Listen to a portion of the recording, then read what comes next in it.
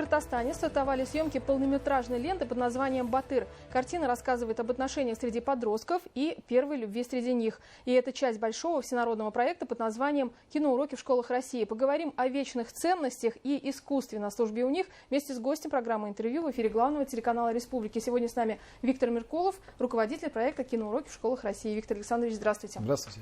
Давайте начнем с картины «Батыр». О чем она будет рассказывать? Понятно, что сюжет пока держится в секрете, да, но основные ценности, какие вы хотите поднять, и плюс, почему съемки идут в Башкортостане? Ну, эта картина, она о понятии благородства. И мы хотим показать, как в этих вот качествах человеческих можно взаимодействовать в окружающей среде, и как они преображают и влияют на других людей. И каким образом вот, в соприкосновении с этим качеством идет преображение вот главной героини, которая у нас приезжает из Санкт-Петербурга в деревню, вот, и там взаимодействует совершенно городская девочка. Там будут сцены и смешные, и забавные, и, конечно же, такие остросюжетные. Почему Башкортостан? Башкортостан, ну, во-первых, мы давно дружим уже. Первый фильм мы сняли еще в Красногорске, когда руководитель вашей республики находился там.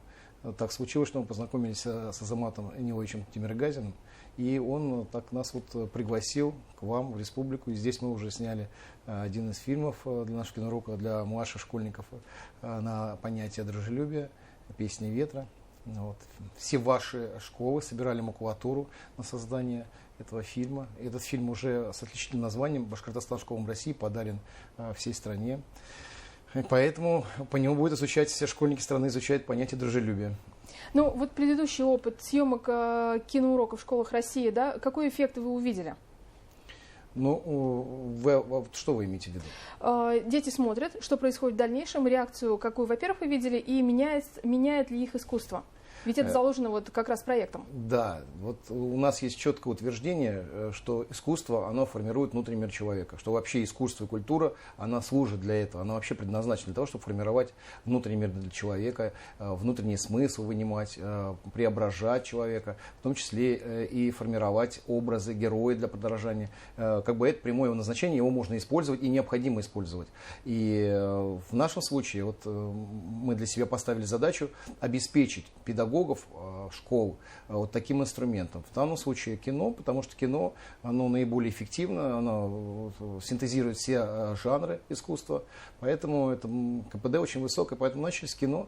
Наша задача на каждый месяц обучения, с 1 по 11 класс, всего 99 месяцев обучения, предоставить на 99 качеств художественные фильмы короткометражные, обеспечить эти фильмы методическим пособием, для того, чтобы фильм сам по себе вызывал просто эмоцию, эмоциональный всплеск, выброс, скажем, вот, и через сердце, так сказать, вызывая лучшие эти качества, вынимая их через сердце, уже методическое пособие, как инструмент для педагога, была бы уже, скажем, информация об этом качестве уже бы накладывалась на сознание ребенка. А дальше вся эта, ну и коллектива класса, естественно, это все в классе, в коллективе.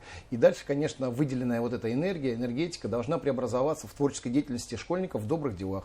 То есть закрепить это вот качество на практике. Вот так системно с 1 по 11 класс первоклассники сейчас приходят в школы.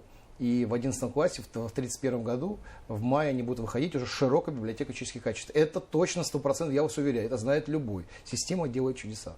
Ну, для наших телезрителей добавим, что на сайте «Киноуроки в школах России» можно найти все эти картины и посмотреть, и действительно там одно за другой, вот они все на одном дыхании смотрятся. Единственное, что просим только не смотреть, потому что если мы просто посмотрим фильм, мы получим эмоцию, но не получим эффекта. Угу. Поэтому здесь надо лучше в системе образования, которую мы предлагаем, да, это делать в системе, потому что иначе первое впечатление наиболее сильное, и если это делать классом всем, тогда мы призываем учителей прислушаться к этому совету. Да. Фильм «Батыр». Я знаю, что там есть некоторые вкрапления башкирских традиций, да, вот «Беркут». Это отсылка к Салавату Юлаеву, национальному герою. Почему принято такое решение было? Использовать и вот региональный компонент? Это всегда мы делаем. Это необходимость, потому что каждый субъект федерации, он наполнен глубоким смыслом, он историей, символикой. И мы просто обязаны познакомить детей из других субъектов федерации вот с особенностями, с ключевыми такими символами любого субъекта федерации, в том числе и вот Башкортостана. У вас ну, просто кладезь целый вот, таких эпосов, и вообще это кладезь культуры, вот, который мы обязаны, ну, хотя понятно, что в одном фильме его невозможно раскрыть так, что многогранно, но мы очень стараемся заложить туда очень глубокий смысл, именно особенность Башкортостана, и познакомить школьников России, чтобы они влюбились в Башкортостан. И еще будет большая особенность такая, ведь не только методическое пособие сопровождает фильм, но еще и социальная практика. Здесь в данном случае это природа, и она требует сегодня, она так актуальна, она требует помощи. И я думаю, что многие школьники включатся в разнообразие, многогранности этих возможностей, включатся в своих добрых делах, социальных практиках в поддержку природы. И Башкортостан здесь станет лидером.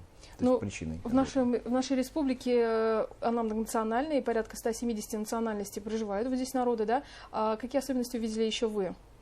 Ну, я бы сказал, что вот я увидел. Я увидел свободолюбие. Это выраженное внутри точно находится очень глубоко. И доброта. Вот для меня очевидно, что эти два таких эгрегора очень сильных, которые сидят внутри Башкортостана, народа Башкортостана. Съемки фильма «Батыр», все актеры – это жители нашей республики, да, но вот мы понимаем, что здесь уже состав актерский, он утвержден, работаете вместе с киностудией «Башкортостан», да? В следующий раз планируете ли вы еще съемки, и наши телезрители, если они захотят, могут ли они вот поучаствовать в кастинге каким-то образом? Да, вот в прошлом кастинге у нас было 600 человек. Приехало со всей республики, мы 2 суток сидели, отбирали всех по-честному с 9 до 9, 12 часов каждый день, мы с каждым переговорили, у нас огромная база. Вот. Мы бы хотели, конечно, многие снять, талантов огромное количество, хочется снимать, но возможности съемок не позволяют нам, вот, это же длительный процесс. И берем мы только тех детей, которые подходят под роль, потому что сыграть саму роль, ну, очевидно, что это невозможно. Дети не актеры, поэтому мы ограничены только такими детьми, которые четко подходят под эту роль, вот, которые будут в образе этой роли, чтобы они просто раскрылись и себя реализовали в тех задачах, которые будут поставлены режиссером. Вот. А что касается вообще возможностей будущих съемок, мы, конечно, считаем, что Башкортостан находится удивительным образом расположен географически настолько удобно, что здесь вообще должна быть киностудия детская в стране, потому что рядом здесь Урал, чуть-чуть дальше там Сибирь, здесь Поволжье, ЦФО рядышком. То есть огромная площадь, которая могла бы, в принципе, от вас... У нас в Петербурге ведь тяжело ездить, вот, видите, вы там, там на Западе, поезди-ка вот. А отсюда как удобно снимать в субъектах федерации, было бы здорово. Если будет такая воля, мы бы с удовольствием взялись бы за работу и популяризировали бы вот эту идею, то, чтобы в государстве нашем была детская киностудия в Республике Башкортостан. Ну, ваше профессиональное слово, оно, конечно, имеет значение. Только добавлю, что планировали создать анимационный кластер «Союз мультфильма», киностудия Башкортостан. Они как раз тоже обсуждают вот идею сотрудничества, чтобы это дело жило здесь. Не только мы как раз-таки ведем такое обсуждение с вашей киностудией. Именно потом мы же приезжие, а у вас есть уже готовая база. И мы могли бы на этой готовой базе уже вести нашу социальную работу в стране, воспитательную работу. Ну и самое главное, кадры. Да. Это в любом деле. Да. Киноуроки в школах России. Расскажите дальнейшие планы, какие у вас? Ну, пока вот мы заняты созданием, у нас всего 37 фильмов, соответственно, нам очень много, это 1/3 практически, нам еще снимать и снимать. Мы бы хотели, чтобы снимали не только мы планируем работать в том числе и с вашей киностудией по съемкам фильмов, чтобы вы тоже снимали. Вот. Так, на сегодняшний день мы передали уже киноуроки на Донбасс, Луганск, Донецк, включается с сентября Беларусь. Республика. Какая реакция последовала?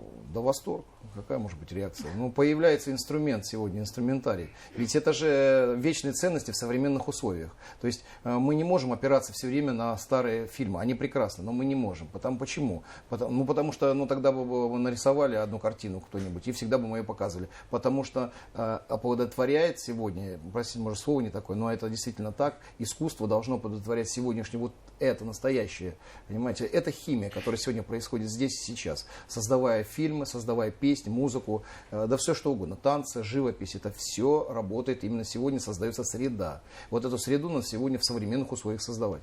И в этой среде дети должны жить и понимать, что это современный образ их же детей, их же сверстников, эти же идеальные модели поведения, которые мы показываем, они должны стать таким маяком для детей, для классов.